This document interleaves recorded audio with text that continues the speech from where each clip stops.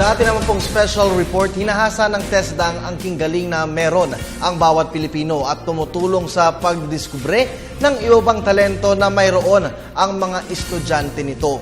Isa sa mga natulungan nito si Dante Reyes na sunod-sunod ang gantimpalang nakamit dahil sa husay niya sa pagkukumpuni ng mga electronics product. Narito ang special report ni Crisel Lacson.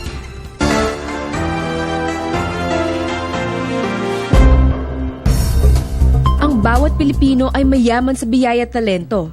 Ang kinakailangan lang natin ay tuluyan nating imulat ang ating mga mata upang madiskubre ang ating mga angking galing at gamitin ito sa ng ating buhay.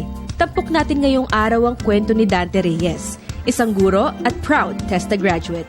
Bata pa lamang siya ay interesado na si Dante sa electronics. Kaya naman noong high school, pumapasok siya sa isang non-formal learning center tuwing Sabado na pinangangasiwaan ng TESDA. Ngunit hindi dito nagtatapos dahil kumuha rin siya ng training sa pagiging audio technician at TV technician. Nang magkolehiyo si Dante ay nakitaan siya ng potensyal ng kanyang guro, kaya naman sinali ito sa iba't ibang paligsahan. At dito na nagsimula ang nakamamanghang tagumpay ni Dante.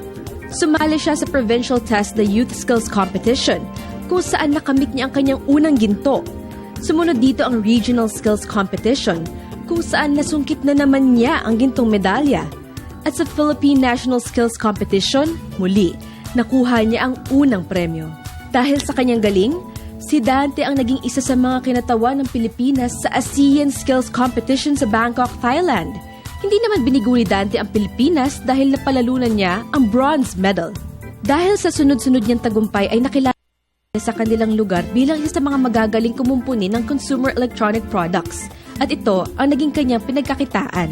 Kaya nung nasa kolehiyo ako, ay kumikita na ako para may pagpatuloy ko ang aking kursong DSIT at pagtulong ko na rin sa aking mga magulang at pag-aaral ng aking mga kapatid.